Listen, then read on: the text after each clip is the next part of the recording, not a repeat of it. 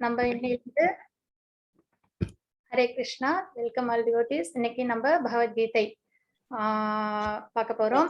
18 chapters, பகவான் சொன்ன ஸ்லோகங்கள் எல்லாமே ரொம்பவே என்ன சொல்றது, நம்ம வாழ்க்கைக்கு ரொம்பவே உகந்தது. நம்ம அது எல்லாத்தையும் படிக்கிறதோட மட்டும் இல்லாம அதை நம்ம வாழ்க்கையிலையும் கடைபிடிக்கணும்.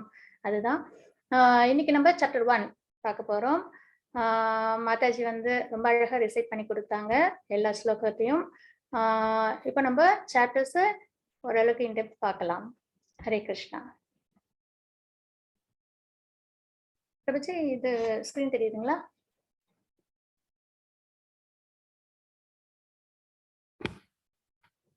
ஸ்கிரீன் தெரியுதுங்களா? தெரியுது மாதாஜி. ஹரே கிருஷ்ணா. 18 நாட்களில் பகவத்கீதை உண்மையுருவில் தெரிந்து கொள்ளுதல். இப்போ நம்ம 18 சாப்டர்ஸ் இருக்கு.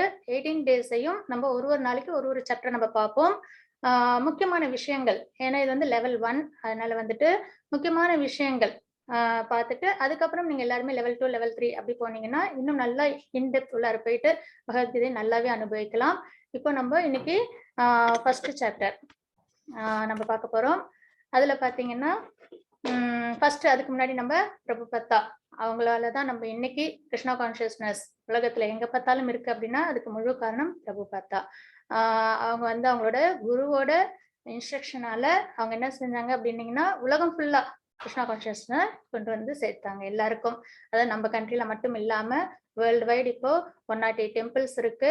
அத்தனையிலும் ஹரே கிருஷ்ணா மகாமந்திரம் சொல்றாங்க, கிருஷ்ணனை பத்தி தெரியுது, நம்மளோட கலாச்சாரங்கள்லாம் தெரியுது அப்படின்னா அதுக்கு பிரபுபத்தா ஒரு முக்கியமான காரணம். இஸ்கான் நிறுவனத்தின் நிறுவனர் ஆச்சாரிய தெய்வீக அருள் ஏசி பக்தி வேதாந்த சுவாமி பிரபுபத்தாவின் போதனைகளின் அடிப்படையில் நம்ம இந்த 18 டேஸ்க்கும் பகவத்கீதை படிக்கிறோம் இல்லைங்களா, அதெல்லாம் இவங்களோட போதனையின் அடிப்படையில் தான் நம்ம படிக்கிறோம். இது நம்ம கொஞ்சம் நேற்றுக்கு கிளாஸ் அட்டென்ட் பண்ணியிருந்தவங்களுக்கு ஓரளவுக்கு ஒரு ஐடியா இருந்திருக்கும். நேற்றுக்கு நம்ம பிரபுபத்தா பத்தி நிறைய பார்த்தோம். அவங்களோட சைல்ட்ஹுட் மெமரிஸ்ல இருந்து பாஸ்ட் டைம்ஸ்ல இருந்து கொஞ்சம் பார்த்தோம். அதுலயே இன்னைக்கும் கொஞ்சம் நம்ம பார்த்துருவோம். பிரபுபத்தா அவங்க சின்ன வயசுல இருந்தே என்ன அப்படின்னு பாத்தீங்கன்னா தெய்வீகத்துல, அதாவது ஆன்மீகத்துல ரொம்பவே விருப்பம் அவங்களுக்கு இருந்தது. அதுல பாத்தீங்கன்னா சின்னதுல இருந்தே அவங்க வந்து அவங்களோட அப்பா அம்மா என்னென்ன பூஜைகள் செய்றாங்களோ, புனஸ்காரம் செய்றாங்களோ, அதெல்லாம் கத்துக் கொடுக்குறாங்களோ, அதெல்லாம் நல்லா கத்துக்கிட்டு அதை வந்து அவங்க வந்து பழக்கமும் படுத்திட்டு இருப்பாங்க. அப்படி இருக்கும்போது ரத்த யாத்திரைக்கு போனாங்க பூரி ஜெகநாதர் மந்திர் ஒரிசால. அதை பார்த்தோன்னே இவங்களுக்கும் ரத்த யாத்திரை பண்ணணும்னு ரொம்ப ஆசை. அப்போ அவங்களுக்கு வயது 5 தான். அப்போ வந்து ரத யாத்திரை பண்ணணும்னு அவங்க அப்பா கிட்ட கேட்ட உடனே வீட்லயே குட்டிய ஒரு ரதம் செஞ்சு கொடுத்து அவங்க வீட்டுல உள்ள சுத்தி உள்ளவங்க நெய்பர்ஸ் ஃப்ரெண்ட்ஸ் எல்லாரையும் கூப்பிட்டு அந்த ரத்த யாத்திரையை பிரபுபத்தா பண்ணாங்க. அதுக்கப்புறம் 1922ல அவங்க அவங்களோட குரு சந்திச்சு அவங்க கிட்ட வந்துட்டு போதனைகள்லாம் கேட்டாங்க. கேட்டதுக்கு அப்புறம் அவங்க குரு வந்து அவங்களுக்கு இனிஷியேஷன், அதாவது கிருஷ்ணா கான்சியஸ் உலகம் முழுக்க நீ வந்து கொண்டு போய் சேர்க்கணும் அப்படின்றது அவங்களோட முக்கியமான ஒரு இன்ஸ்ட்ரக்ஷனா இருந்தது. அதை வந்து பிரபுபத்தா எடுத்துக்கிட்டாங்க. அதுக்கப்புறம் அவங்களோட பிரச்சாரத்தை அவங்க ஸ்டார்ட் பண்ணி உலகம் ஃபுல்லா, ஆனா கொஞ்சம் நெஞ்சம் கிடையாது, ரொம்பவே சிரமப்பட்டு அவங்க வந்து அந்த விஷயங்கள்லாம் அவங்க வந்து குரு சொன்னது எல்லாத்தையும் அவங்க வந்து படிப்படியா நிறைவேற்றி கொடுத்தாங்க. அதுல பாத்தீங்கன்னா மேகசின்ஸ், எப்பயுமே பிரபுபத்தாவுக்கு வந்துட்டு இந்த புக் டிஸ்ட்ரிபியூஷன்ஸ்ல ரொம்பவே வந்துட்டு விருப்பம் இருக்கும். ஏன் அப்படின்னு பாத்தீங்கன்னா எப்படி இருந்தாலும் எப்பயாவது ஒரு நாள் புக்ஸ்ன்னா நம்ம வந்துட்டு எப்பயாவது ஒரு நாள் நம்மளுக்கு டைம் இருக்கு, ஒண்ணுமே செய்யறதுக்கு இல்லை அப்படின்னாலும் நம்ம கையில புக் எடுத்து படிப்போம் இல்லைங்களா. மற்ற விஷயங்கள்லாம் இல்லைனாலும் நம்ம ஒரு தனியா இருக்கிறோம், அமைதியா இருக்கிறோம் அப்படின்னா நம்ம ஏதாவது தேடணும் அப்படின்னா நம்ம புக்ஸ் எடுத்து ஏதாவது படிக்கிறதுக்கு நம்ம விருப்பப்படுவோம். அப்படின்றதுனால அந்த புக்ஸ் வந்து எப்பயுமே நம்மளுக்கு ஒரு நல்ல ஒரு ஃப்ரெண்ட் கம்பெனியனா இருக்கும். அதனால அதுல வந்து பகவத்கீதை, பாகவதம் இந்த மாதிரி ஸ்பிரிச்சுவல் புக்ஸ் நிறைய எழுதி அதை வந்து டிஸ்ட்ரிபியூட் பண்ணாங்க. அதுக்கப்புறம் பாத்தீங்கன்னா இது மாதிரி நிறைய விஷயங்கள் அவங்க வாழ்க்கையில கடைபிடிச்சுட்டே இருந்தாங்க.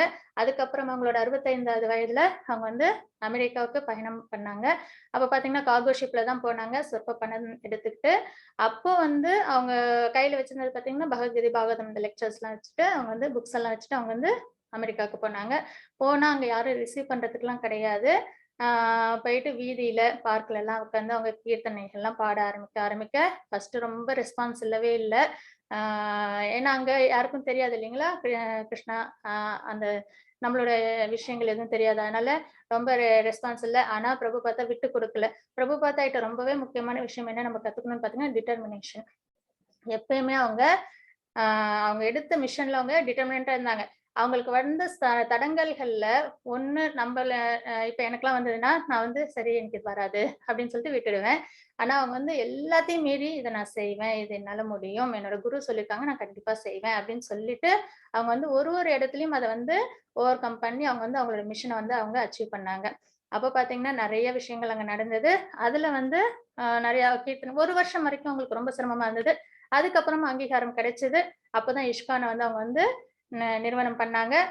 அவங்க எழுதின மேகசின்ஸ்ன்னு பார்த்தீங்கன்னா, back to godhead, Golokam Vaikuntham. அதுதான் காட் ஹெட்ன்றது உங்களோட அபோட் பகவானோட ஸ்பிரிச்சுவல் வேர்ல்டு. அதுக்கப்புறம் நெறைய புக்ஸ் எழுதியிருக்காங்க. வேதாபேஸ்.com அதுல போனீங்கன்னா, எல்லா புக்ஸும் உங்களுக்கு இ புக்ஸ்லாவே இருக்கு. அதுல நீங்க நெறைய படிச்சு தெரிஞ்சுக்கலாம்.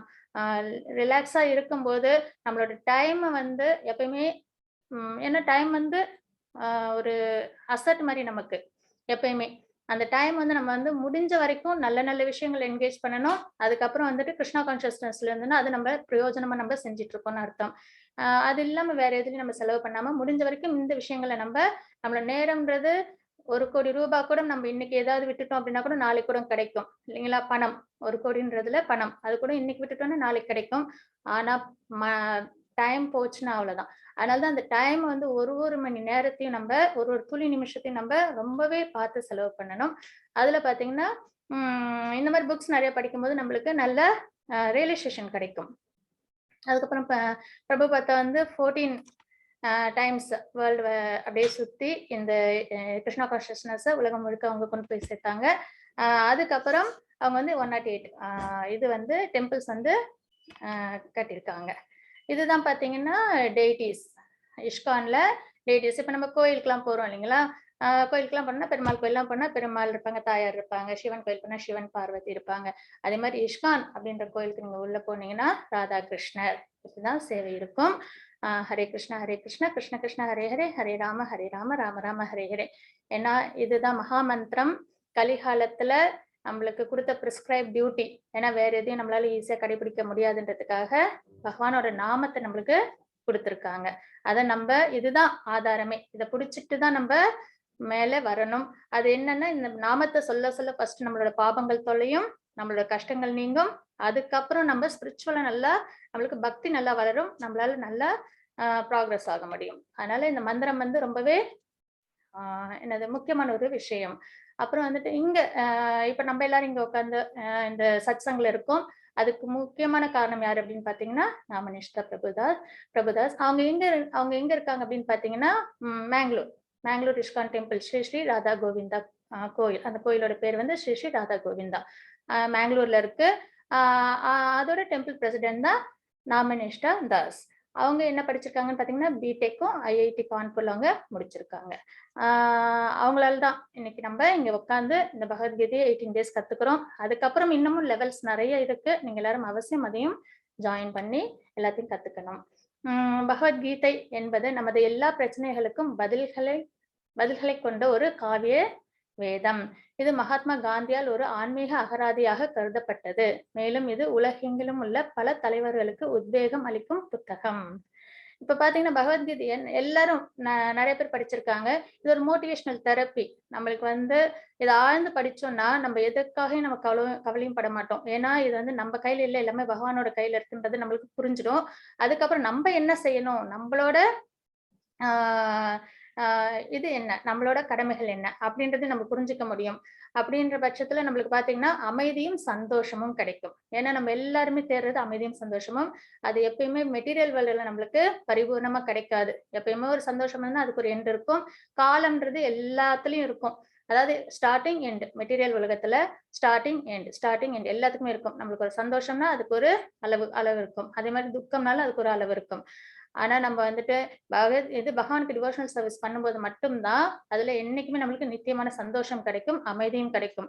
அப்போ இந்த மெட்டீரியல் வேர்ல்டுல நம்ம இந்த அமைதியும், சந்தோஷத்தையும் தான் ஒருத்தவங்களும் விரும்புறோம். அத நம்ம மெட்டீரியல் வேர்ல்டுல தேடினோம்னா கிடைக்காது. அது எங்க கிடைக்கும் அப்படின்னு பார்த்தீங்கன்னா, டிவோஷனல் சர்வீஸ்ல தான் அது நம்மளுக்கு கிடைக்கும். அதுக்கப்புறம் பார்த்தீங்கன்னா, இது மாரி நெறைய இதனால இது மாரி நெறைய மோட்டிவேஷனல் விஷயங்கள் நம்ம தெரிஞ்சுக்கலாம் பகவத்கீதையிலேருந்து. இது மாரி நெறைய பேர் அத படிச்சுட்டு, அத அத என்ன சொல்லியிருக்காங்க அப்படின்னு பார்த்தீங்கன்னா, நெறைய உத்வேகம் அளிக்குது. பகவத்கீதையிலேருந்து வர விஷயங்கள், தெரிஞ்சுக்கிற விஷயங்கள் அப்படின்னு சொல்லிட்டு நெறைய தலைவர்கள் சொல்லியிருக்காங்க. கீதையை தியானிப்பவர்கள் ஒவ்வொரு நாளும் புதிய மகிழ்ச்சியும் புதிய அர்த்தங்களையும் பெறுவார்கள் அப்படின்னு மகாத்மா காந்தியே சொல்லியிருக்காங்க. அதுக்கப்புறம் பாத்தீங்கன்னா, நான் பகவத்கீதையை படித்து கடவுள் இந்த பிரபஞ்சத்தை எவ்வாறு படைத்தார் என்பதை பற்றி சிந்திக்கும் போது மற்ற அனைத்தும் மிதம் மிஞ்சியதாக தெரிகிறது அப்படின்றது ஹாரிசன் இவங்களும் சொல்லியிருக்காங்க. அதனால பகவத்கீதையை நம்ம இவங்க எல்லாம் சொல்லும் போது கண்டிப்பா நம்ம என்ன பண்ணணும், அதுல ஏதோ இருக்கு இல்லைங்களா, இவ்வளோ விஷயங்களை படிச்சுட்டு சொல்றாங்க, அப்ப நம்மளும் அது அவசியமா நம்ம தெரிஞ்சுக்கணும். என்ன பொறுத்த வரைக்கும் அமைதியும் சந்தோஷமும் வேணும்னா பகவத்கீதையை படிக்கணும். படிச்சுட்டு அதுல போட்டிருக்கிற மாதிரி பகவான் நம்மளுக்கு கொடுத்த இன்ஸ்ட்ரக்ஷன்ஸ் படி நம்ம வாழ்க்கையை வாழ்ந்தோம்னா அது கண்டிப்பா நம்மளுக்கு கிடைக்கும். ஆனா அது மெட்டீரியல் வேர்ல்ட்ல தேடிக்கிட்டே இருந்தோம்னா அது நம்மளுக்கு கிடைக்காது. அது ஒரு பொருளை வேற எங்கேயோ வச்சுட்டு வேற எங்கேயோ தேடுற மாதிரி இருக்கும். அதனால பகவத்கீதை அவசியம் எல்லாருமே நம்ம தெரிஞ்சுக்கணும். இஸ்கானின் பகவத்கீதை உண்மை உருவில் ஏன், அதாவது பாத்தீங்கன்னா இதுக்கு மட்டும் உண்மையுருவில் ஆஸ் இட் இஸ் அப்படின்னு சொல்லுவாங்க பகவத்கீதையை. அதுக்கு என்ன காரணம் அப்படின்னு பாத்தீங்கன்னா, பகவான் அதாவது இது வந்து ஒரு சம்பிரதாய முறையில வரும், பரம்பரை அப்படின்னு சொல்லுவோம். கிருஷ்ணர் வந்து 4 பேருக்கு கொடுத்தாங்க இந்த ஞானத்தை. ஒருத்தவங்க வந்து பிரம்மா, இன்னொருத்தவங்க ஸ்ரீலக்ஷ்மி, அதுக்கப்புறம் வந்துட்டு லார்ட் சிவா, அதுக்கப்புறம் 4 குமாரஸ். சரிங்களா, இந்த 4 பேருக்கும் அதாவது 4 பரம்பரைகள் உண்டு. அதுல வந்து பிரம்மருக்கு கொடுத்தாங்க இல்லைங்களா, அதுதான் வந்து கௌடிய பரம்பரை அப்படின்னு சொல்லுவோம். அதுல பாத்தீங்கன்னா அதுதான் இஸ்கானோட இது அதுதான் ஃபாலோ பண்றாங்க. அப்போ அதுல பாத்தீங்கன்னா கிருஷ்ணர், பிரம்மா, நாரதர், அதுக்கப்புறம் வந்து வியாசர், மத்வாச்சாரியர், இப்படியே வரிசையா வரும். அதுல வர்றதுல பாத்தீங்கன்னா 22nd பாத்தீங்கன்னா சைத்தன்ய மகாபிரபு வருவாங்க. அதுக்கப்புறம் அவங்களோட டிசைபிள்ஸ் நிறைய பேர் வருவாங்க. அதுக்கப்புறம் பாத்தீங்கன்னா நம்ம சில பிரபுபாதா அவங்களோட இது வரும் நம்பர் 32, அவங்க ஆச்சாரியரா அவங்க வந்து அந்த இதுல கனெக்ட் ஆயிருப்பாங்க. இப்ப நம்ம அவங்களோட போதனைகளை படிச்சு அவங்களோட நம்ம கனெக்ட் ஆனோம் அப்படின்னா நம்மளுக்கும் வந்துட்டு பரம்பரையோட கனெக்ஷன். ஏன்னா எப்பயுமே நம்ம வந்து எந்த ஒரு விஷயத்தையும் ஒரு குரு மூலியமா தான் நம்ம அதை தெரிஞ்சுக்கணும். ஏன்னா இது வந்து நீங்க வந்து இது ஏதோ சும்மா குருலாம் வேண்டாம், டிவோஷனல் சர்வீஸ் பக்தி தானே, அதை நானே பண்ணிக்கிறேன் அப்படின்னு சொல்லி நம்ம நினைச்சோம்னா அது அந்த அளவுக்கு நம்மளுக்கு பெர்ஃபெக்ஷனை கொடுக்காது. ஏன்னா எந்த ஒரு விஷயத்தையும் நம்ம ப்ராப்பரா அதோட அத்தாரிட்டிட்ட போய் நம்ம தெரிஞ்சுக்கிட்டாதான் அது நம்மளால கரெக்டா புரிஞ்சுக்கிட்டு அதன்படி நம்மளால நடக்க முடியும். இப்ப பாத்தீங்கன்னா இது கிருஷ்ணரும் சரி ராமரும் சரி அவதாரத்துல என்ன செஞ்சிருக்காங்கன்னு பாத்தீங்கன்னா, அவங்களுக்கும் வந்து குரு இருந்திருக்காங்க இல்லைங்களா. ராமருக்கு வசிஷ்டர், கிருஷ்ணருக்கு சாந்திப்பு முனி. அப்போ அவங்க பகவானும் அவதாரம் எடுக்கும்போது குரு கிட்ட போய் குருகுலத்துல போய் குரு கிட்ட அவங்க எல்லாத்தையும் முறைப்படி கத்துக்கிட்டாங்க. அப்போ என்ன அர்த்தம் ஆகுது, அவங்க எதுக்காக அந்த மாதிரி செஞ்சு காமிச்சிருக்காங்கன்னா நம்மளும் அதே மாதிரி ஃபாலோ பண்ணணுன்றதுக்காக தான். அப்ப டிவோஷனல் சர்வீஸ் எனக்கு தெரியும், நான் எனக்கு பிடிச்ச மாதிரி பண்றேன்னு சொல்லாம அதை நம்ம ஒரு பெர்ஃபெக்டா ஒரு பரம்பரையை ஃபாலோ பண்ணி கத்துக்கும் போது அதை படி அந்த குரு சொன்ன இன்ஸ்ட்ரக்ஷன்ஸ் படி நம்ம ஃபாலோ பண்ணும்போது அது பெர்ஃபெக்ஷன் ரொம்பவே இருக்கும். அதை நம்மளால உணரவும் முடியும். அப்போ இந்த பரம்பரையில தான் வர்றது. அதுல பாத்தீங்க அப்படின்னா இந்த மாதிரி இல்லாம உடைந்த கேபிள் மூலம் சார்ஜிங் செய்தால் அலைபேசி சேதமடைகிறது. சரியான தரவு பரிமாற்றத்திற்கும் இதை பயன்படுத்த முடியாது. இது அனுப்புனருக்கும் பெறுநருக்கும் இடையிலான தொடர்பு இல்லாததால் ஏற்படுகிறது. இதே போல் கிருஷ்ணாவின் செய்தி ஒழுக்கமான அடுத்தடுத்த சங்கிலி வழியாக வர வேண்டும். அப்போ கிருஷ்ணா எந்த பாவத்துல சொன்னாங்களோ, எந்த அர்த்தத்துல சொன்னாங்களோ பகவத்கீதைய அதே அர்த்தத்துல நம்மளுக்கு கொண்டு வந்து சேர்க்கிறாங்க. அதனாலதான் இதுக்கு பகவத்கீதை உண்மை உருவில் அப்படின்ற பெயர் இருக்கு. அதுக்கப்புறம் பாத்தீங்கன்னா கீதை ஒரு பரந்த புத்தகம். கீதையை மறைமுகமாக ஆய்வு செய்ய முறையாக ஆய்வு செய்ய 1 வருடம் ஆகும். 18 நாட்கள் நம்மால் அதை செய்ய முடியாது. அதனால் கிருஷ்ணாவுக்கும் அர்ஜுனனுக்கும் இடையிலான எண்ணங்களின் ஓட்டத்தில் கவனம் செலுத்துகிறோம். குறிக்கோள் கீதை பற்றிய ஆழமான ஆய்வுக்கு ஒருவரை தயாரித்தல். அப்போ இப்ப நம்ம 18 டேஸ்ல நம்ம பாக்குறோம். அப்போ நம்மளால கண்டிப்பா ஃபுல்லா படிச்சிட முடியுமா அப்படின்னு பார்த்தா கண்டிப்பா சிரமம் இல்லைங்களா. அப்போ முக்கியமான விஷயங்கள், அதாவது 2 பேருக்கும் கிருஷ்ணருக்கும் அர்ஜுனருக்கும் நடந்த சம்பாஷணையில நம்ம ஒரு சில முக்கியமான விஷயங்கள் நம்ம இந்த 18 டேஸ் நம்ம தெரிஞ்சுப்போம். அதனால என்ன ஆகும் அப்படின்னு பாத்தீங்கன்னா ஒரு சில கருத்துக்கள் நம்மளுக்கு வரும். அதன் மூலியமா நம்ம வந்து இன்னும் அதை இன்டெப்த் நம்மளால படிக்க முடியும். அது பாத்தீங்கன்னா இப்ப நம்ம ஒரு கடைக்கு போறோம், ஒரு ஸ்வீட் ஷாப் போறோம், ஸ்வீட் இருக்கு, நம்மளுக்கு தெரியாது அது எப்படி இருக்கும்னு. நம்ம என்ன பண்ணுவோம், அங்க கொஞ்சம் டேஸ்ட் பார்ப்போம், பிடிச்சதுன்னா வாங்குவோம், பிடிக்கலன்னா விட்டுறோம் இல்லைங்களா. அதே மாதிரிதான் பகவத்கீதைன்றது ரொம்ப ஆழமான கருத்துக்கள் புதைஞ்ச ஒரு காவியம் இது, உபனிஷத். ஆனா அதை நம்ம கரெக்டா நம்ம கத்துக்கணும். அதுக்கு ஒரு ஃபர்ஸ்ட் பாயிண்ட் இது. அதனால இந்த லெவல் 1 நீங்க கம்ப்ளீட் பண்ணதுக்கு அப்புறம் லெவல் 2 அவசியம் போகணும். பகவத்கீதையின் மனநிலை. அர்ஜுனனின் கலக்கமும் மாயையின் தோற்றமும் கிருஷ்ணரின் ஏற்பாடு என்பதை புரிந்து கொள்ள வேண்டும். அர்ஜுனருக்கு குழப்பமும் கலக்கமும் ஏற்படாவிட்டால் அவரை மீட்பதற்காக கிருஷ்ணர் பகவத்கீதையை பேச வேண்டிய அவசியம் இல்லை.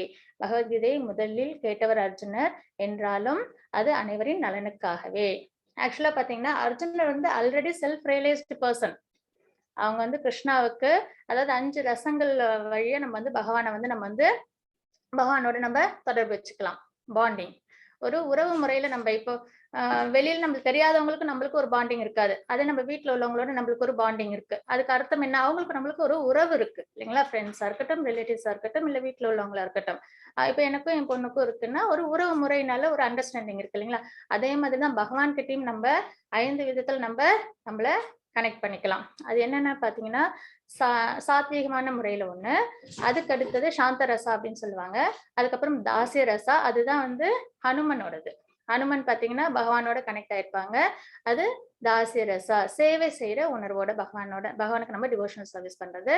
இன்னொன்னு பாத்தீங்கன்னா சாக்கிய ரசா, அதுதான் அர்ஜுனனோடது. அர்ஜுனனும் பகவானும் ஃப்ரெண்ட்ஸ். அப்போ ஃப்ரெண்ட்ஸ் மாதிரி நம்ம பகவான் கிட்ட நம்மளோட உறவை வளர்த்துக்கலாம். அதுக்கப்புறம் பாத்தீங்கன்னா வாத்சல்ய ரசான்றது யசோதா அம்மாவுக்கும் பகவானுக்கும் இடையிலானது. அதுல பாத்தீங்கன்னா அவங்க 2 பேருக்கும் அம்மா பையன் அப்படின்ற ஒரு உறவு இருக்கு இல்லைங்களா? அதுவும் ஒரு உன்னதமான உறவு. அதுக்கப்புறம் மாதுரிய ரசா, அதுவும் பாத்தீங்கன்னா ராதாராணிக்கும் கிருஷ்ணருக்கும் உள்ளது, கோபிஸ்க்கும் கிருஷ்ணருக்கும் உள்ளது. அதுவும் என்னது? ஒரு பாண்டிங். அப்போ இந்த 5 விஷயத்துல ஏதாவது ஒண்ணு நம்ம பகவானோட நம்ம ஒரு விஷயத்துல நம்ம கனெக்ட் பண்ணிக்கிட்டோம் அப்படின்னா நம்மளுக்கு உண்மையிலேயே டிவோஷனல் சர்வீஸ் பண்ண. ஏன்னா இப்ப கிருஷ்ணர் அப்படின்னு இருக்காங்கன்னா நம்மளுக்கு ஒரு பாண்டிங்கே இல்லைன்னா நம்மளுக்கு அவங்களுக்கு டிவோஷனல் சர்வீஸ் பண்ணணும்னே தோணாது. அதே நம்மளுக்கு அவங்கள ஒரு பாண்டிங்கோட நம்ம எனக்கு வந்து அவங்க ஃப்ரெண்டு அப்படின்னு நினைச்சோம்னா அவங்கள நம்மளால ஈஸியா நம்ம அப்ரோச் பண்ண முடியும் இல்லைங்களா? அந்த மாதிரி ஒரு விஷயத்த நம்ம வளர்த்துக்கணும். இதுவும் பகவத்கீதையில இருக்கு. அதனால இப்ப அர்ஜுனர் வந்து அந்த மாதிரி இருக்கிறதுல என்னது? சாக்கிரசா, அவங்க வந்து ஆல்ரெடி அவங்க ஃப்ரெண்டு, செல்ஃப் ரியலைஸ்டு பர்சன். பகவானுக்கு ஃப்ரெண்டுனா கண்டிப்பா செல்ஃப் ரியலைஸ்டு பர்சனா தான் இருப்பாங்க. அப்போ அர்ஜுனனுக்கு பகவத்கீதையை சொல்லணுமா அப்படின்னு கேட்டா இல்ல, அந்த மாதிரி சொல்லணும்னு அவசியம் இல்லை. ஆனா பகவத்கீதையை பகவான் அர்ஜுனனுக்கு சொல்லியிருக்காங்க.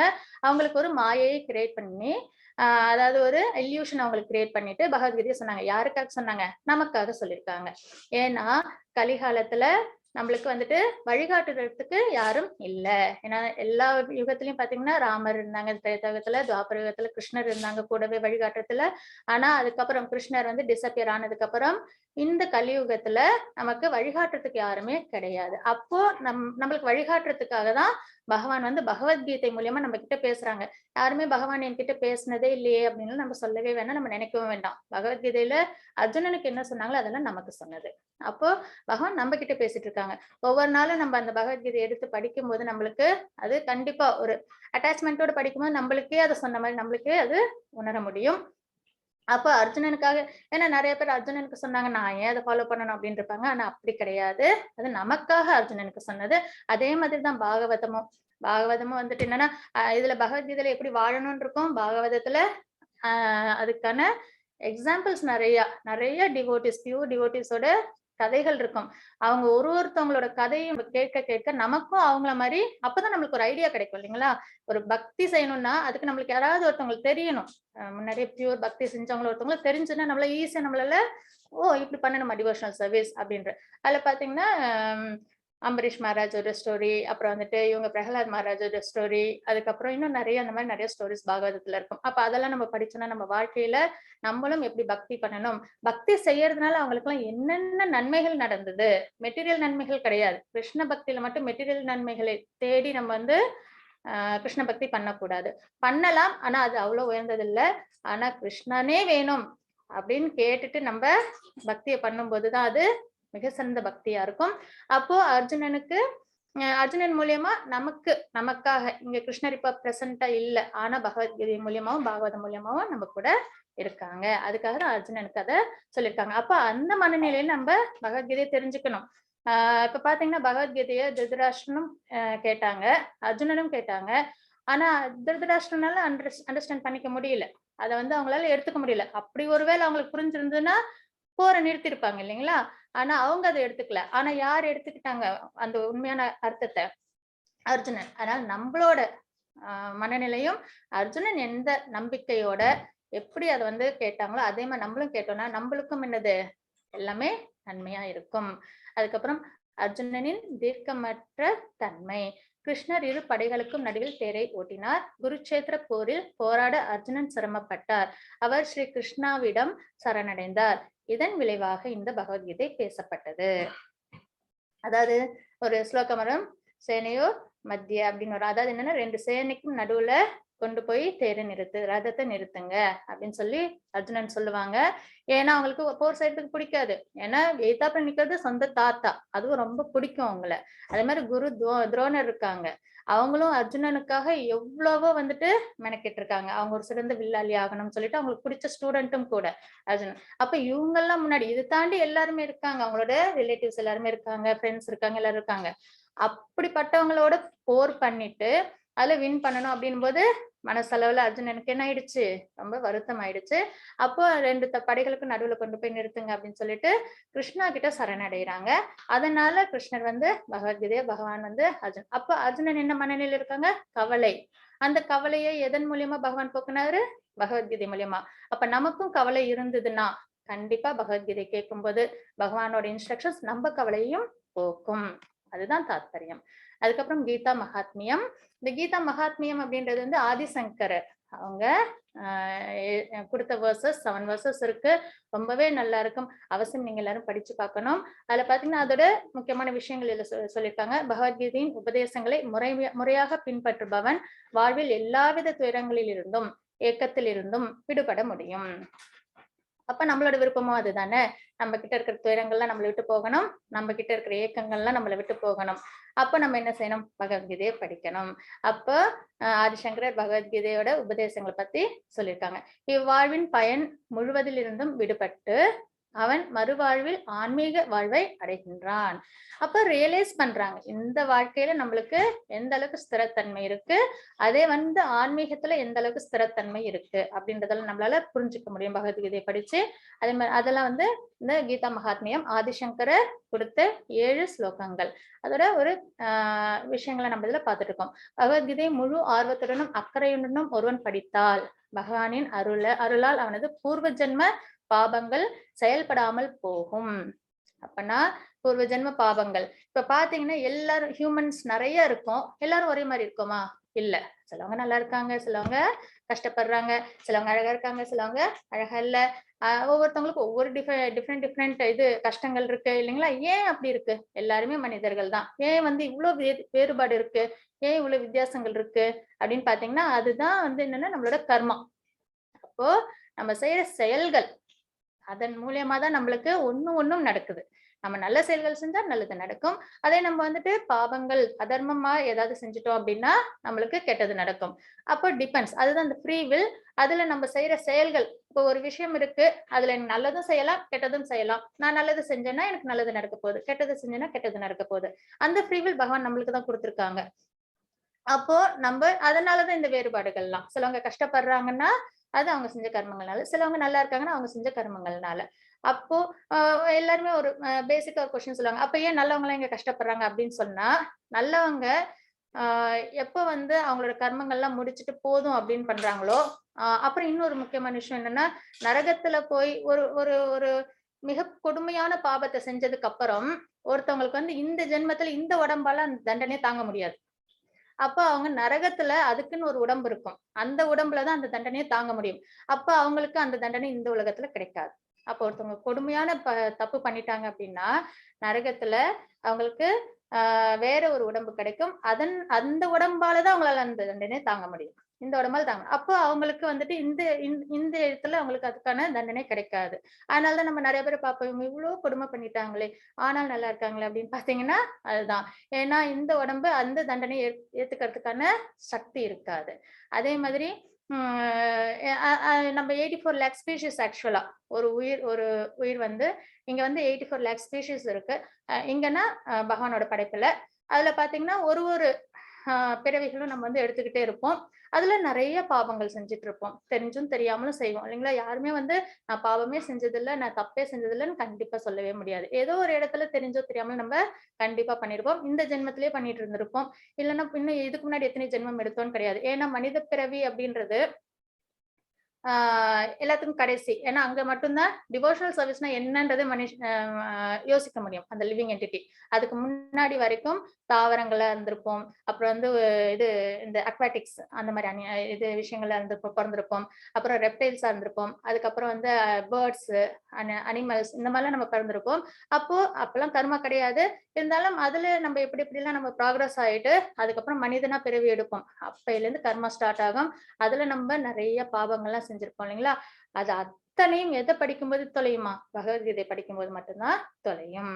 சரிங்களா? பாகவதம் கிருஷ்ண பக்தி பண்ணும்போது அத்தனை பாவங்களும் தொலையும். அதனால ஜாதகத்துல போயிட்டு எனக்கு இந்த கஷ்டம் இருக்கு, நான் இதுக்கு என்ன பரிகாரம் செய்யணும் அப்படின்னு கேட்டுட்டு பண்றதை விட பகவானோட நாமத்தை உச்சரிக்கும் போது ஆட்டோமேட்டிக்கா அந்த பாவம் நம்மளை விட்டு போயிடும். இதெல்லாம் நம்ம நிறைய தெரிஞ்சுக்கலாம் பகவத்கீதையில இருந்து. அதுக்கப்புறம் கீதா மகாத்மியம். மாதாஜி ஸ்லோகம் படிக்கிறீங்களா? லலிதா மாதாஜி.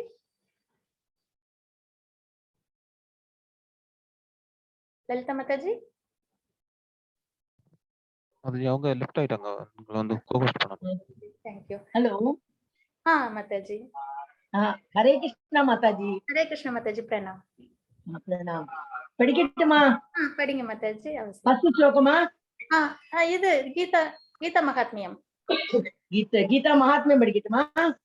சர்வோபனிஷதோ காவோதோக்தா கோபால நந்தன பார்த்தோ வத்ஸ சுதீர போக்தா துக்தம் கீதாமிருதம் மஹத். தேங்க்யூ மாதாஜி. ஹரே கிருஷ்ணா. இப்ப பாத்தீங்கன்னா இந்த ஸ்லோகம் கீதா மகாத்மியத்துல ஒரு ஸ்லோகம் 7 வெர்சஸ் இருக்கு. அதுல இது ஒண்ணு. 7மே ரொம்ப முக்கியமான வெர்சஸ். அவசியம் நீங்க எல்லாரும் படிக்கணும் அது அப்படின்றத நான் கேட்டுக்கிறேன். அதுல பாத்தீங்கன்னா இந்த வெர்சஸ்ல என்ன சொல்லியிருக்காங்க அப்படின்னு பாத்தீங்கன்னா, எல்லா உபனிஷத்களிலும் சாரமான கீதா உபனிஷத் என்று அழைக்கப்படும் பகவத்கீதை பசுவை போன்றது. அப்படின்னா என்ன அர்த்தம்? நிறைய, அதாவது பிரம்மாவுக்கு வந்து பகவான் வந்து பிரம்மாவுக்கு வேதம் கொடுத்தாங்க. வேதத்தை பிரம்மா வந்து வியாசருக்கு கொடுத்தாங்க. வியாசர் அதை என்ன பண்ணாங்க? 4 வேதங்களா செக்ரிகேட் பண்ணாங்க. சரிங்களா? ரிக்வேதம், யஜுர்வேதம், சாம, அதர்வன 4 வேதங்களா. அந்த 4 வேதங்களையும் படிக்கிறதுக்கு ரொம்ப சிரமமா இருக்கும் அப்படின்றதுக்காக. ஏன்னா எல்லாராலையும் வேதத்தை படிக்க முடியாது. சான்ஸ்கிரிட்ல இருக்கும், நம்மளுக்கு அவ்வளவு ஈஸியாவும் புரியாது. அப்போ அதை இன்னமும் கொஞ்சம் ஈஸியாக்கணும் அப்படின்றதுக்காக தான் புராணங்கள்ன்றத நிறைய கதைகள் மூலியமாவும் நம்மளுக்கு சொல்லியிருப்பாங்க. அதுக்கப்புறம் புராணங்கள் 18, அதுக்கப்புறம் உபனிஷத்கள் 108 அப்படின்ற மாதிரி வேதத்தை சாரத்தை அப்படியே பிரிச்சு கொடுத்தாங்க. அதுல பாகவதம் சிறந்த புராணம். அதுக்கப்புறம் உபனிஷத்கள்ல பகவத்கீதை மிக சிறந்த உபனிஷத். அதுக்கப்புறம் இதிகாசங்கள் எழுதினாங்க. அது வந்து மகாபாரதம், ராமாயணம் அப்படின்றது நம்மளுக்கு பிரிச்சு தொகுத்து கொடுத்தாங்க வேதவியாசர். அதுல வந்துட்டு உபனிஷத்துல 108 உபனிஷத்துல 1 பகவத்கீதை. அது எப்படிப்பட்டது அப்படின்னா பசு போன்றது. சரிங்களா? பசுவோட கம்பேர் பண்றாங்க. இடையர்குல சிறுவனாக புகழ்பெற்று விளங்கும் பகவான் கிருஷ்ணரால் கறக்கப்படுகிறது. பால் வந்து பகவான் கிருஷ்ணர் மூலியமா கறக்கப்படுறது. அதுக்கப்புறம் அர்ஜுனன் கன்று போன்றவர். ஏன்னா பசு நல்ல பால் கறக்கணும் அப்படின்னா கன்று முக்கியம். அதை பார்க்கும்போது அது நிறைய இன்னும் நம்மளுக்கு கொடுக்கும். அதே மாதிரி அறிவு சான்றவரும் தூய பக்தர்களும் பகவத்கீதை என்னும் அமிர்த பாலை குடிக்க வேண்டியவர்கள். அப்ப யாரு? அர்ஜுனனுக்கு சொன்னது எதுக்காக? நமக்காக. அப்ப பகவத்கீதைய நம்ம கண்டிப்பா தெரிஞ்சுக்கணும். அதுல உள்ள எல்லா விஷயங்களும் நம்ம கத்துக்கணும் அப்படின்றத நம்ம இந்த ஸ்லோகத்துல இருந்து தெரிஞ்சுக்கிறோம். இன்னைக்கு நம்ம ஃபர்ஸ்ட் சாப்டருக்கு போவோம். அர்ஜுன விஷாத யோகம். அர்ஜுனனின் கவலை. விஷாதம் அப்படின்னா கவலை, ஸ்ட்ரெஸ். அர்ஜுனருக்கு எதனால கவலை ஏற்பட்டுச்சு அப்படின்றத நம்ம பார்க்க போறோம். ஒரே காட்சிக்கு வெவ்வேறு எதிர்வினைகள் அப்படின்றத நம்ம பார்க்கிறோம். அதாவது என்ன அப்படின்னு பாத்தீங்கன்னா, குருஷேத்திரம் போர் செய்யணும். பாண்டவர்களும் கௌரவர்களும் வந்து அணிதிரண்டு வந்தாச்சு குருஷேத்திரத்துக்கு. இப்ப போர் நடக்கணும். ஆல்மோஸ்ட் மகாபாரதம் எல்லாருக்கும் தெரியும் அப்படின்னு நினைக்கிறேன். திருதராஷ்டிரோட பிள்ளைகள், அவங்க துரியோதனன் அவங்கலாம், அதுக்கப்புறம் பாண்டு அவங்களோட பிள்ளைகள், பஞ்ச பாண்டவர்கள். இது கிங்டம்காக நடக்கிற ஒரு போராட்டம். சரிங்களா? அதுல துரியோதனன் கொடுக்க மாட்டேன்றாங்க. பாண்டவர்கள் தான் ஆக்சுவலா ஆட்சி பண்ணணும். தர்ம வழியில அவங்கதான் இது கிங்டம் வந்து ரூலும் பண்ணுவாங்க. அப்போ அதை வந்து கொடுக்கணும். திருதராஷ்டிரருக்கும் துரியோதனனுக்கும் அதை கொடுக்க மனதில்லை. அப்போ நிறைய விதத்துல அவங்கள கஷ்டப்படுத்துறாங்க. யாரு? திருதராஷ்டிரன் அவங்கலாம் பாண்டவர்களை ரொம்பவே கஷ்டப்படுத்துறாங்க.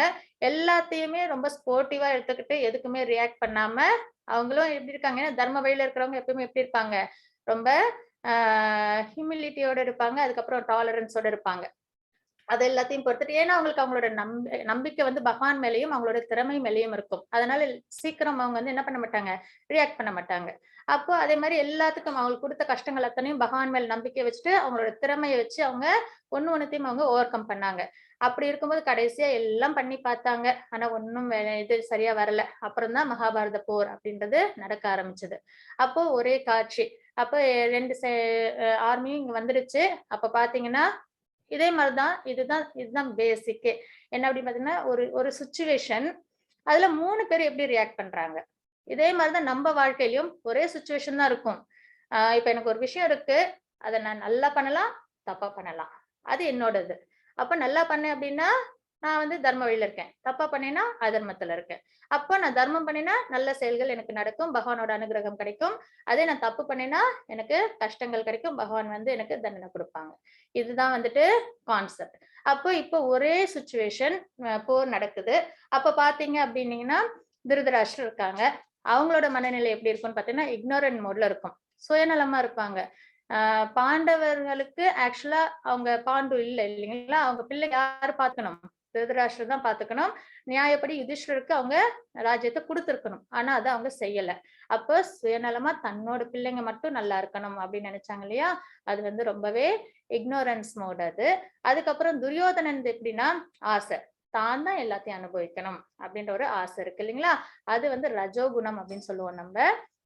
அந்த குணத்துல அவங்க இந்த இந்த இடத்துல இருக்காங்க.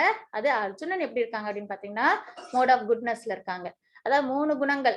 இந்த 3 குணங்கள்ல ஏதோ ஒரு குணத்துல நம்ம இருப்போம். எந்த சுச்சுவேஷனால இருந்தாலும் இந்த 3 குணத்துல ஏதோ ஒரு குணம். ஒண்ணு குட்னஸ், சாத்விக குணத்துல இருக்கும்.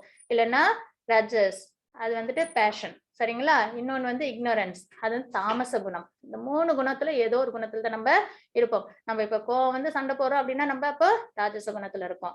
அதே நம்ம வந்து அடுத்தவங்களுக்கு கெட்டதோ ஏதோ ஒண்ணு அந்த மாதிரி நம்ம நினைக்க மாட்டோம், ஏன்னா கிருஷ்ண பக்தியில இருக்கறனால. அந்த மாதிரி நினைச்சோம் அப்படின்னா நம்ம வந்து தாமச குணத்துல இருக்கோம். அதே மத்தவங்களுக்கும் நல்லது நினைக்கிறோம் அப்படின்னா அந்த இடத்துல நம்ம குட்னஸ்ல இருக்கோம். அப்ப இந்த 3 விஷயம் தான் ஒரு ஒரு சுச்சுவேஷன்லயும் இந்த 3 குணத்துல ஏதோ ஒரு குணத்துல தான் நம்ம இருப்போம். அப்ப இந்த 3 குணத்துல நம்ம என்ன செய்யணும் அப்படின்னு பாத்தீங்கன்னா குட்னஸ்ல மட்டும்தான் இருக்கணும். என்னைக்கு நம்மளுக்கு இந்த 3 குணம் இருக்குன்னு தெரிஞ்சிருச்சோ நம்ம என்ன பண்ணணும், குட்னஸ்ல மட்டும்தான் இருக்கணும். அப்போ ஒரு லிவிங் என்டிட்டியும் ஹியூமனா பிறந்தா இந்த 3 குணத்துக்கு ஆட்பட்டு இருப்போம். அப்ப அந்த 3 குணத்துல நம்ம தெரிஞ்சுக்க வேண்டிய, நம்ம ஃபாலோ பண்ண வேண்டிய குணம் குட்னஸ், மோட் ஆஃப் குட்னஸ். ஓகேங்களா. அப்ப இதுல பாத்தீங்கன்னா இவங்க வந்து ராஜ்யத்தையும் கொடுக்காம பாண்டவர்களையும் இவங்க வந்து சரியா பாத்துக்கல. அவங்க இக்னோரன்ட் மோடு, கிட்டத்தட்ட துரோகம் மாதிரி. இவங்க வந்து தான் தான் எல்லாத்துலயும் ஃபர்ஸ்டா இருக்கணும், தான் தான் பெஸ்டா இருக்கணும், கோபமும் அதிகமா இருக்கும். இவங்க ரஜோகுணம். இவங்க வந்து போர் நடந்தா எனக்கும் நல்லது இல்ல, சுத்தி உள்ளவங்களுக்கும் நல்லது இல்ல, எத்தனையோ உயிர்கள் இழக்கப்படும், அப்புறம் என்னோட ரிலேட்டிவ்ஸ் எல்லாம் அவங்களாமோ உயிரை விட்டுருவாங்களே அப்படின்னு சொல்லிட்டு தான் இறந்து போயிடுவோமோ அப்படிலாம் யோசிக்கல. தனக்கு கஷ்டம் வருதே அப்படின்றத யோசிக்கல, சுத்தி உள்ள எல்லாருக்காகவும் யோசிக்கிறாங்க இல்லைங்களா, அதுதான் மோட் ஆஃப் குட்னஸ். அப்போ ஒரு சுச்சுவேஷன்ல நம்மளும் என்ன பண்ணணும் அப்படின்னு பாத்தீங்கன்னா மோட் ஆஃப் குட்னஸ் நம்ம வாழ்க்கையில நம்ம கடைபிடிக்கணும். அதுல பாத்தீங்கன்னா ஃபர்ஸ்ட் ஸ்லோகம் திருதராஷ்டிரர் சொல்றது. மாதாஜி படிக்கிறீங்களா? மாதாஜி, லலிதா மாதாஜி.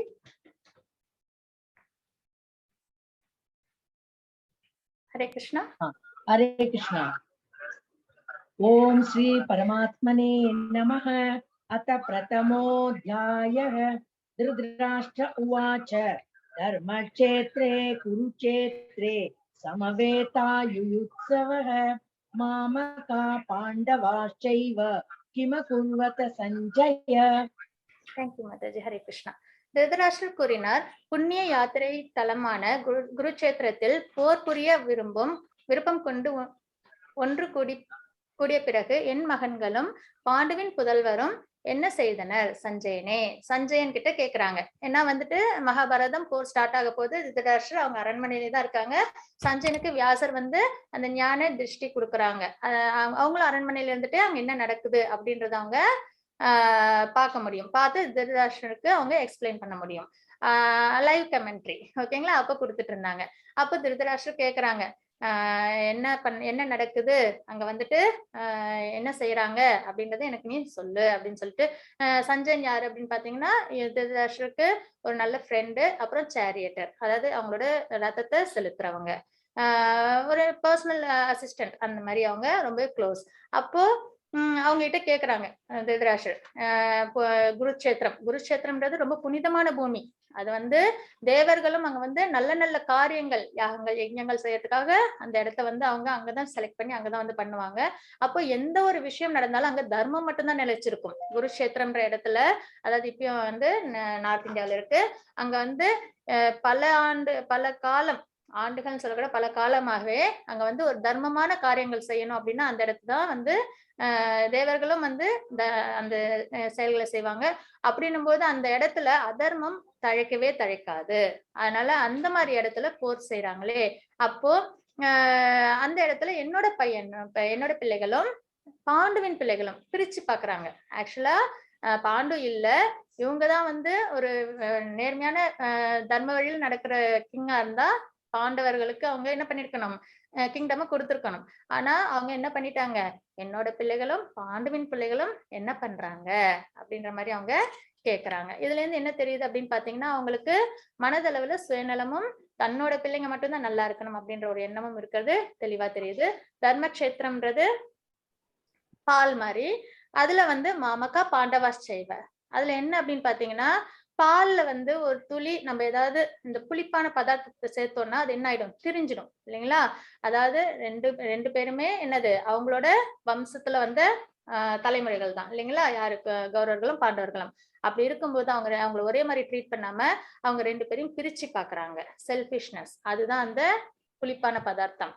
அதனால என்ன ஆயிடுது, குடும்பம் பிளவுபடுது.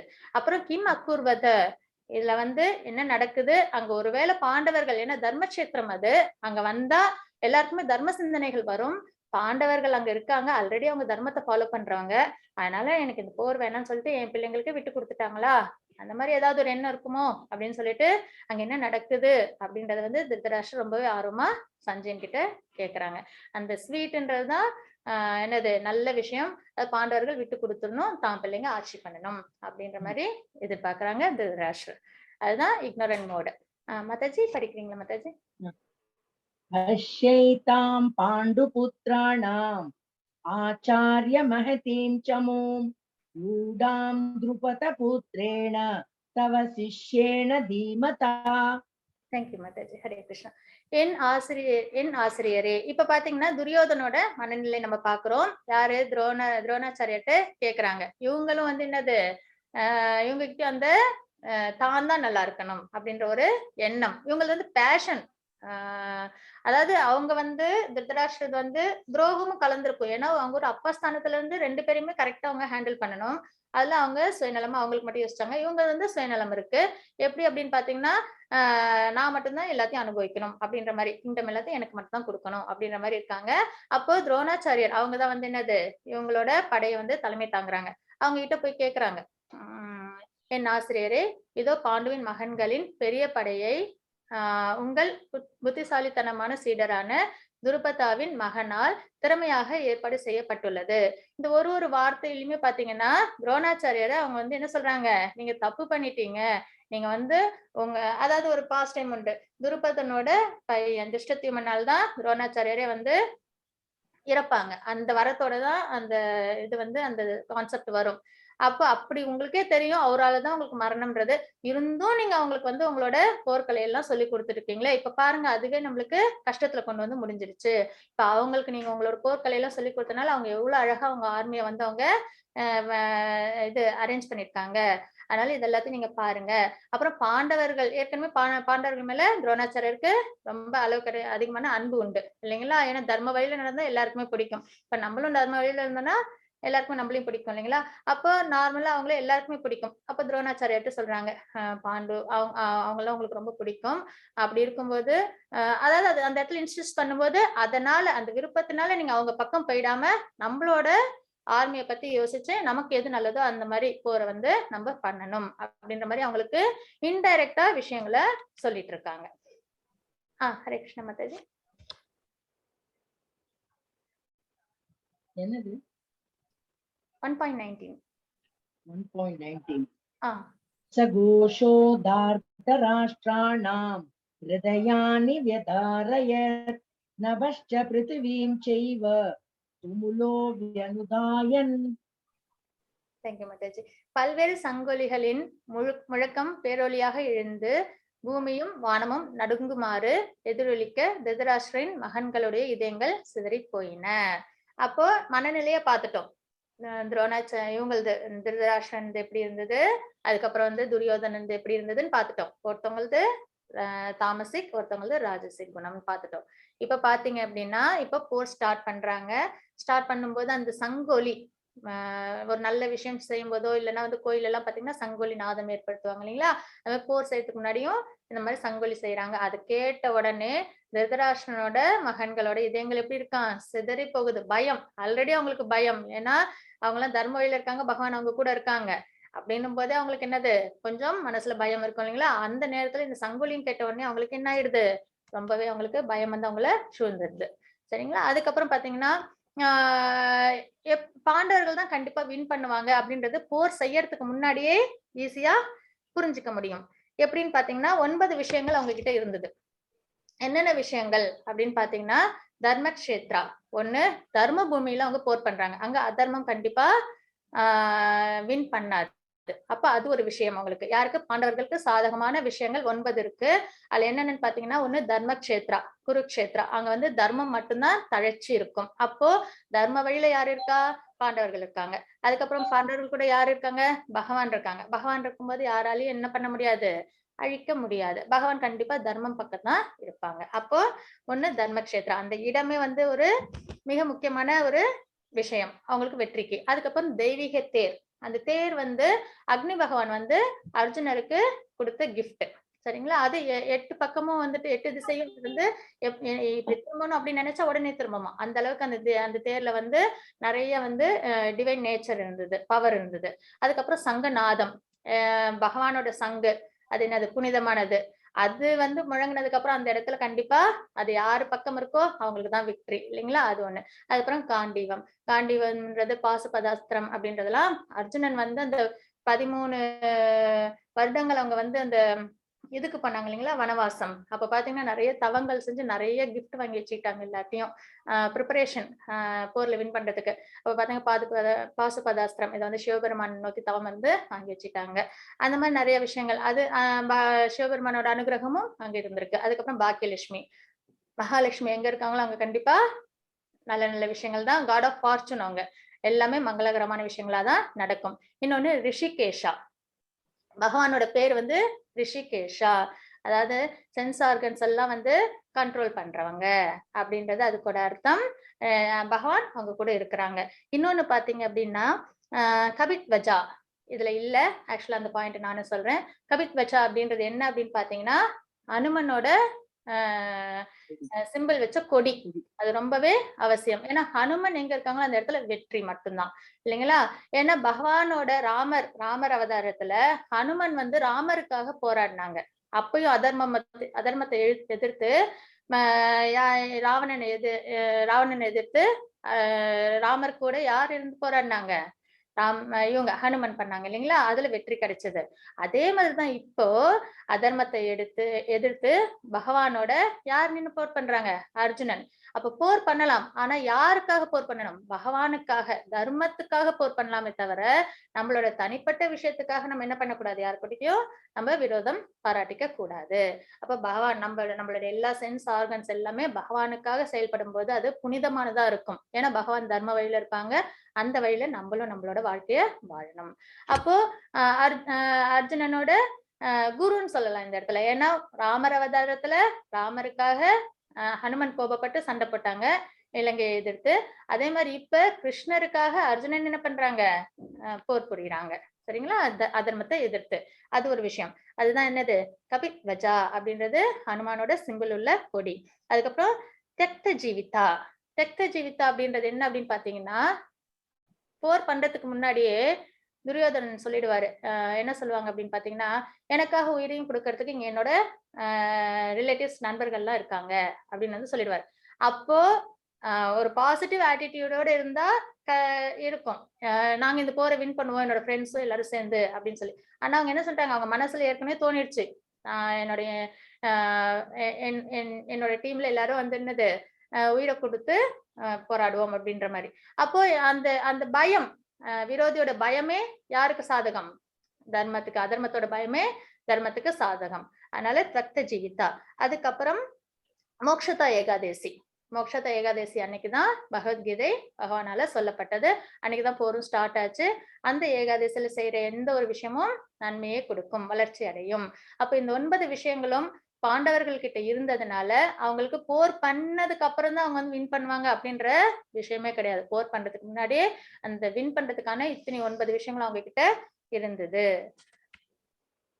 அதுக்கப்புறம் பாத்தீங்கன்னா அர்ஜுனனோட மனப்பான்மை எப்படி இருந்தது அப்படின்னு பாத்தீங்கன்னா, இரக்கம்.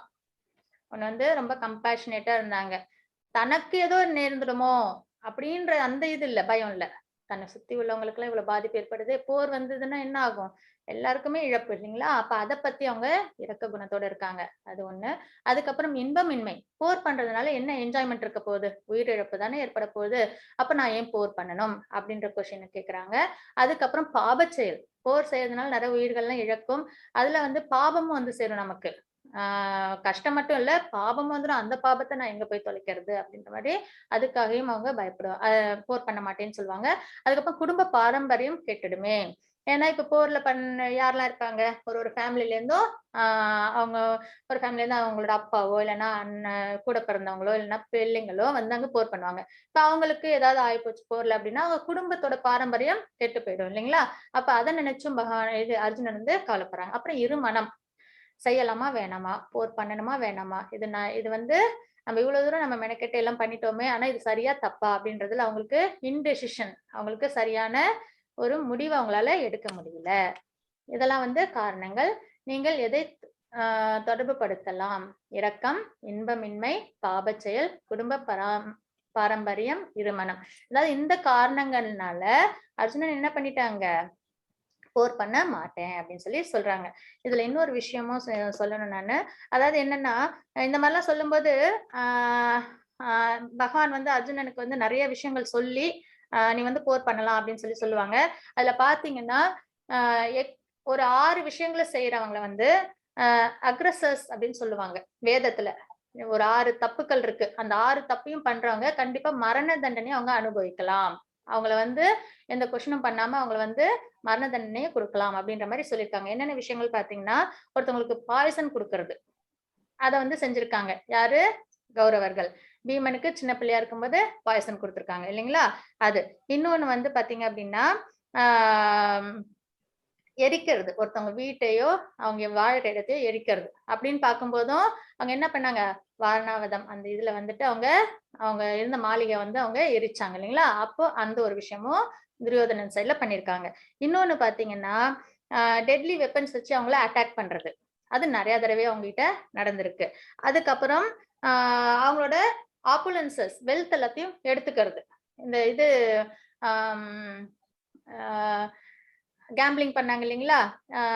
சூதாட்டம் நடத்தி அவங்களோட கிங்டம் எல்லாத்தையும் அவங்க கிட்ட இருந்து எடுத்தாங்க இல்லைங்களா? அது. அதுக்கப்புறம் இன்னொன்னு பாத்தீங்கன்னா அவங்களோட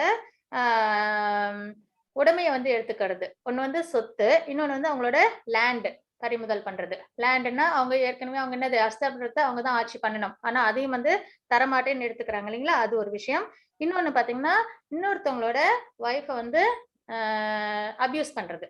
இந்த 6 விஷயத்துல ஏதாவது ஒண்ணு செஞ்சாலே அவங்களுக்கு மரண தண்டனை கண்டிப்பா கிடைக்கும் அப்படின்னு சொல்லுவாங்க வேதத்துல. அதுக்கு தகுதியானவங்கன்னு. இதுல பாத்தீங்கன்னா கௌரவர்கள் சைடுல இது எல்லாத்தையுமே கொடுத்து செஞ்சிருக்காங்க. பாய்சன் கொடுத்திருக்காங்க, அவங்க இருந்த இடத்த வந்து எரிச்சிருக்காங்க, அதுக்கப்புறம் வந்து டெட்லி வெப்பன்ஸ்னால அவங்கள வந்து தாக்கியிருக்காங்க, அதுக்கப்புறம் வந்து அவங்களோட எல்லா ஆப்புலன்சஸ் வெல்த் எல்லாத்தையும் எடுத்துக்கிறது, அவங்களுக்கு உரிய நிலத்தை எடுத்துக்கிறது, அதுக்கப்புறம் வந்து அவங்களோட மனைவி திரௌபதிய அவங்க என்ன பண்ணாங்க? அவமானப்படுத்தினாங்க இல்லைங்களா? அப்ப இது எல்லாமே செஞ்சிருக்காங்க அர்ஜுனா. அப்படிப்பட்ட வேதத்துல சொன்ன எல்லா விஷயத்தையுமே அவங்க செஞ்சிருக்காங்க. அப்படிப்பட்டவங்களை நீ வந்து கில் பண்றதுக்கு எதுக்காக யோசிக்கிற அப்படின்ற மாதிரி இந்த இடத்துல பின்னாடி வரும். ஆனா இந்த விஷயம் இங்க கொஞ்சம் சொல்லிக்கிறேன். அதுக்கப்புறம் இரக்கம். இப்ப நம்ம இந்த 5 விஷயங்கள்னால போர் பண்ண மாட்டேன் அப்படின்னு சொன்னாங்க இல்லைங்களா அர்ஜுனன். அதை நம்ம என்ன நம்ம பார்க்கலாம். லலிதா மாதாஜி. அர்ஜுன உவாச்ச ரிஷ்வேமம் ஸ்வஜனம் கிருஷ்ண யுயுத்சும் சமுபஸ்திதம் சீதந்தி மம காத்ராணி முகம் ச பரிசுஷ்யதி. தேங்க்யூ மாதாஜி.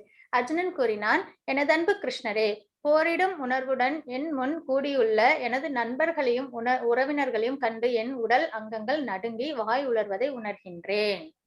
யார பாக்குறாங்க அர்ஜுனர்? நண்பர்கள், உறவினர்கள் இருக்காங்க. அதுவும் உறவினர்கள்ல யாரோ ஒருத்தவங்க எல்லாம் கிடையாது. யாரு? அவங்களோட தாத்தா பீஷ்மர் இருக்காங்க. அவங்கள சின்னதுல இருந்து நல்லா பாத்துக்கிட்டவங்க இல்லைங்களா? அதுவும் அவங்களும் என்னது ரொம்பவே எல்லாருக்குமே பிடிக்கும் இல்லையா பீஷ்மரை. அதே மாதிரி பாத்தீங்கன்னா துரோணாச்சாரியரும் இவங்களுக்காக ரொம்பவே என்ன பண்ணிருக்காங்க, நிறைய நிறைய நல்ல விஷயங்களை செஞ்சிருக்காங்க, சப்போர்ட்டிவா இருந்திருக்காங்க. இதை தாண்டி அவங்களோட உறவுக்காரங்க நிறைய பேர் இருந்திருக்காங்க, நண்பர்கள்லாம் நிறைய பேர் இருந்திருக்காங்க. அப்ப இவங்க எல்லாரையும் பார்க்கும்போது அர்ஜுனனுக்கு என்ன ஆயிடுது? இரக்கம் வருது. எப்படி வந்து நான் என்னோட தாத்தா பீஷ்மரையே கொல்லுவேன், நான் எப்படி வந்து துரோணாச்சாரியரே எனக்காக நிறைய விஷயங்கள் அவங்க வந்து செஞ்சிருக்காங்களே, நான் வந்து சிறந்த வில்லாளி ஆகணும் அப்படின்னு சொல்லிட்டு எனக்கு நிறைய ஞானத்தெல்லாம் சொல்லி கொடுத்துருக்காங்களே, என்னோட குருவாச்சே, குருவை போய் நான் வந்துட்டு கில் பண்ணலாமா அப்படின்ற மாதிரி நிறைய யோசிக்கும் போது அவங்களுக்கு என்ன ஆயிடுது? அவங்களுக்கு பயம் வருது, வாயெல்லாம் வந்து உலருது. அதுவும் சொல்லுவாங்க நிறைய விஷயங்கள், அதாவது நம்மளுக்கு பயம் ஏற்படும் போது என்னென்ன சிம்டம்ஸ் இருக்கும் அதெல்லாமும் இதுல நம்ம பார்க்கலாம். லலிதா மாதாஜி. நோம்யவஸ்தாதும் பிரமதீவ ச மே மனஹ.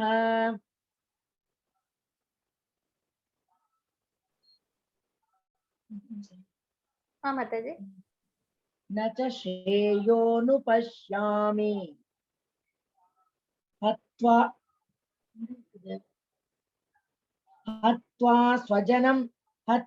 ஸ்வஜனமாகவே ந காங்க்ஷே விஜயம் கிருஷ்ண ந ச ராஜ்யம் சுகானி ச.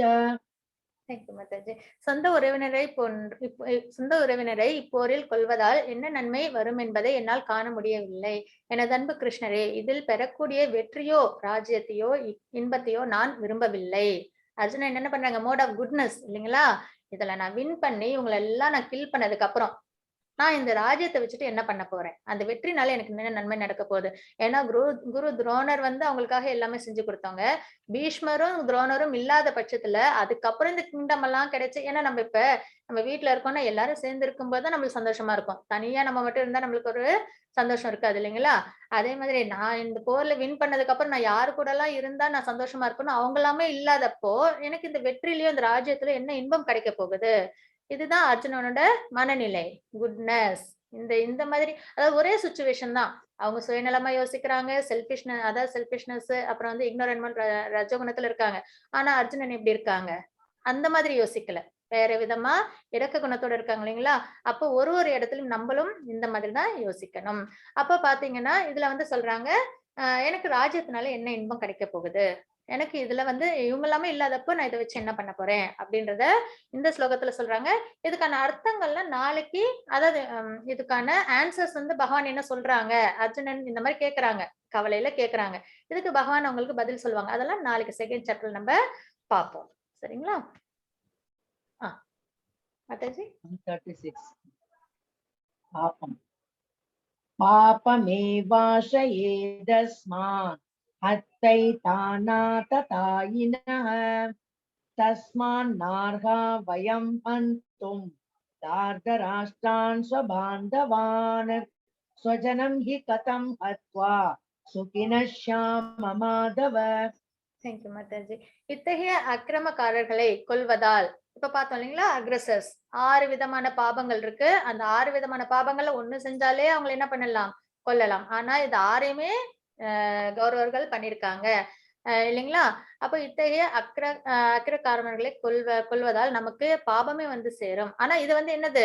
அர்ஜுனன் வந்து சொல்றாங்க, இவங்களை இந்த மாதிரி அக்கிரமங்கள் எல்லாம் செஞ்சவங்களை கொல்வதால் பாபமே. இதுதான் மாயை. கிருஷ்ணர் வந்து அர்ஜுனருக்கு அந்த மாயை போட்டிருக்காங்க. ஆக்சுவலா வேதத்திலே சொல்லிருக்கு இந்த விஷயங்கள்லாம் செஞ்சா கொல்லலாம்ன்றது. ஆனா இந்த இடத்துல அர்ஜுனன் வந்து இந்த மாதிரி அக்கிரமம் செஞ்சவங்களை கொல்லும் போது நமக்கு தானே வந்து பாவம் சேரும் அப்படின்னு, அப்பதான் பகவானால என்ன பண்ண முடியும்? பகவத்கீதைய நமக்கு கொடுக்க முடியும். அதனால இந்த மாயைய பகவான் வந்து அர்ஜுனனுக்கு கொடுத்திருக்காங்க. இவங்களை கொல்றதுனால நமக்கு பாவம் தான் வந்து சேருமே அப்படின்னு சொல்லிட்டு அவங்க யோசிக்கிறாங்க. எனவே திருதராஷ்டிர மகன்களையும் நமது நண்பர்களையும் கொல்வதால் நமக்கு சரியானதல்ல. அதிர்ஷ்ட தேவதையின் கணவரே, மகாலட்சுமி இல்லைங்களா, கிருஷ்ணரே, நமது சொந்த உறவினரை கொலை செய்துவிட்டு நாம் எவ்வாறு மகிழ்ச்சி அடைய முடியும்? இதனால் நமக்கு என்ன லாபம்? போர் செய்யறதுனால பாவம் தானே வந்து சேரும், அதுவும் தப்பு செய்யறவங்களை கொல்றதுனால நம்மளுக்கு இன்னும் பாவம் தானே வந்து சேரும் அப்படின்ற மாதிரி இங்க அர்ஜுனன் கேக்குறாங்க. குடும்ப பாரம்பரியம். மாதாஜி ஹரே கிருஷ்ணா. படிக்கிறேன் இதோ. யதி மாம பிரதீகாரம் அசஸ்திரம் சஸ்திரபாணயः தார்தராஷ்டிரே ஹன்யுஹு தன்மே க்ஷேமதரம் பவேத். தேங்க்யூ மாதாஜி. ஆயுதமின்றியும் எதிர்த்து போரிடாமலும் இருக்கின்ற என்னை ஆயுதம் தாங்கிய திருதராஷ்டிரின் மகன்கள் போரில் கொன்றால் அது எனக்கு அதிக நன்மையை கொடுக்கும். எந்த அளவு கம்பேஷனேட் பாருங்க. ஒரு இடத்துலயும் அவங்களை அவமானப்படுத்திருக்காங்க. அதாவது அவங்களுக்கு தேவையான அங்கீகாரத்தை கொடுக்கவே இல்லை எந்த இடத்துலயுமே. அப்படி இருந்தும் அந்த சூதாட்டத்துல யாருமே தாங்க முடியாத ஒரு விஷயத்த அவங்க செஞ்சதுக்கு அப்புறம் தான் இவங்க வந்து கொஞ்சமாவது அதுக்கு ரியாக்ட் பண்ணாங்க. சரி போர் பண்ணணும் அப்படின்ற மாதிரி. அதுக்கு முன்னாடி வரைக்கும் எவ்வளவுதான் அவங்கள வந்து கஷ்டப்பட்டனால அவங்க ரியாக்ட் பண்ணல. அப்படி இருக்கிறவங்களும் அப்படிப்பட்ட தர்ம வழியில இருக்கிறவங்க பாண்டவர்கள் இல்லைங்களா? அப்படி இருந்துமே அர்ஜுனர் இப்பயும் எப்படி யோசிக்கிறாங்க, நான் வந்து ஆயுதத்தை எடுத்து நான் போர் பண்ணாதானே, நான் ஆயுதமே எடுக்காதப்ப அவங்க என்ன, அப்ப ஆயுதம் எடுக்கலனாலே போரே நடக்கக்கூடாது ஆக்சுவலா. ஆனா அப்படி நான் எடுக்காத அப்ப அவங்க எனக்கு கொன்னா கூட பரவாயில்ல, அது கண்டிப்பா நல்லதாதான் இருக்கும். ஏன்னா யாருக்கும் எந்த கஷ்டமும் வராது, எந்தவித பாதிப்பும் ஏற்படாது அப்படின்ற அந்த ஒரு மனநிலையில யாருக்கும் எப்பயும் எந்த கஷ்டமும் வந்துடக்கூடாதுன்றதுல அர்ஜுனன் எந்த அளவு தீவிரமா இருந்தா இந்த மாதிரி இந்த அளவுக்கு அவங்க வந்து அவங்களுடைய எண்ண ஓட்டங்கள் இருந்திருக்கும் இல்லைங்களா? அப்போ ஒரு சுச்சுவேஷன் நம்ம மோட் ஆஃப் குட்னஸ்ல இருக்கணும். இருமனம். சஞ்சய உவாச்ச ஏவமுக்த்வார்ஜுன சங்கே ததோபஸ்த உபாவிஷத் விசுஜ்ய சசரம் சாபம் சோக சம்விக்ன மானசக. தேங்க்யூ மாதாஜி. சஞ்சயன் கூறினான், போர்க்களத்தில் இவ்வாறு பேசி அர்ஜுனன் தனது வில்லையும் அம்புகளையும் ஒரு புறம் எரிந்துவிட்டு ரதத்தில் அமர்ந்து விட்டார். அவரது மனம் சோகத்தால் மூழ்கி உள்ளது. இவ்வளோ விஷயங்களும் அவங்க மனசுக்குள்ளார அவங்கள ரொம்பவே சிரமப்படுத்திருக்கு. அதுதான் அர்ஜுன விஷாத யோகம். இவ்வளவு கஷ்டங்கள் அவங்களுக்கு இருக்கு. இந்த கஷ்டத்துல இருந்து அவங்கள பகவான் எப்படி தேத்தி வெளியில எடுத்துட்டு வராங்க அப்படின்றத நம்மளும் பார்க்க போறோம். இனிமே வர சாப்டர்ஸ்ல அதுதான் நம்மளுக்கு பகவான் உபதேசம் பண்ண போறாங்க. அதுல பாத்தீங்க அப்படின்னா கண்டிப்பா இது அர்ஜுனனுக்கு கொடுத்த உபதேசம் கிடையாது. அவங்களுக்கு மாயை கொடுத்து அவங்கள வந்து அவங்க மூலியமா நம்மளுக்கு என்ன கொடுத்திருக்காங்க, பகவத்கீதையை கொடுத்திருக்காங்க. இப்போ ஒருவேளை அர்ஜுனனுக்கு மாயே இல்ல, அவங்களே வந்துட்டு கரெக்டா எல்லாத்தையும் செல்ஃப் ரியலைஸ்டாவே இருந்திருந்தாங்கன்னா நம்மளுக்கு பகவத்கீதை கிடைச்சிருக்காது. அப்ப நம்மளுக்கு எது நல்லது கெட்டது அப்படின்றதே நம்மளுக்கு தெரியாது இல்லைங்களா? இப்ப இன்னைக்கு பாத்தீங்கன்னாலே 3 குணங்கள் நம்ம ஒரு மனுஷனும் ஒரு சுச்சுவேஷன்லயும் 3 குணங்களுக்கு ஆட்பட்டு இருக்கும். நம்ம செலக்ட் பண்றதுதான் அந்த ஃப்ரீ வில் தான் நம்ம கிட்ட. நம்ம ரஜோகுணத்துல இருக்கலாம், தமோ குணத்துல இருக்கலாம், சத்துவ குணத்துல இருக்கலாம். அப்ப சத்துவ குணத்துல இருந்தா தர்ம வழியில இருக்கும்னு அர்த்தம். ரஜோ குணத்திலயும் தமோ குணத்திலயும் இருந்தா நம்ம அதர்மத்துல இருக்கோன்றது அர்த்தம். இப்ப இந்த விஷயம் நம்மளுக்கு தெரியாமலே போயிருக்கும் இல்லைங்களா? அப்போ ஒரு விஷயத்திலயும் நம்மளுக்கு வந்து எல்லாத்தையும் பகவான் வந்து நம்ம கூட ஆக்சுவலா அவங்களுக்குலாம் வந்து பகவானே அவதாரத்துல கூட இருந்தாங்க, நமக்கு இல்ல. அப்போ பகவத்கீதை மூலியமா அதோட உபதேசங்கள் மூலியமா பகவான் நம்ம கூட இருக்காங்க. நம்மளுக்கு எது நல்லது எது நம்மளுக்கு வந்து சிறந்ததுன்றத சொல்லி கொடுக்கறதுக்காக இன்னைக்கு அர்ஜுனன் வந்து 5 விதமான விஷயங்கள் சொல்லியிருக்காங்க. என்னென்னா compassion, no enjoyment, sinful reaction, அதுக்கப்புறம் வந்து ஃபேமிலி ட்ரெடிஷன் பாதிக்கப்படும், அப்புறம் இன்டெசிஷன். இந்த 5 விஷயங்கள், அதாவது இரக்கம், இன்பமின்மை, பாபச் செயல், குடும்ப பாரம்பரியம், இருமனம். இந்த விஷயங்கள்னால நான் போர் பண்ண மாட்டேன்னு சொன்னாங்க. இப்போ செகண்ட் சாப்டர் நாளைக்கு நம்ம பார்க்கும்போது அதுல வந்து இது எல்லாத்துக்கும் பகவான் வந்து விளக்கம் கொடுப்பாங்க. அதை நம்ம நாளைக்கு சாப்டர்ல நம்ம பார்க்கலாம். அவசியம் எல்லாரும் தினமும் வந்து இந்த பகவத்கீதைய தெரிஞ்சுக்கணும் அப்படின்றது என்னோட விருப்பம். Lalitha Mataji, thank you for your service. Mataji ஒரு நிமிஷம் முடிச்சு விடுறேன். ஓம் தத்சதிதி ஸ்ரீமத் பகவத்கீதாசு உபனிஷத்சு பிரம்ம வித்யாயாம் யோக சாஸ்திரே ஸ்ரீ கிருஷ்ணார்ஜுன சம்வாதே அர்ஜுன விஷாத யோகோ நாம பிரதமோத்யாயः. சர்வம் கிருஷ்ணார்ப்பணமஸ்து. தேங்க்யூ மாதாஜி. ஹரே கிருஷ்ணா. ஹரே கிருஷ்ணா மாதாஜி. ஹரே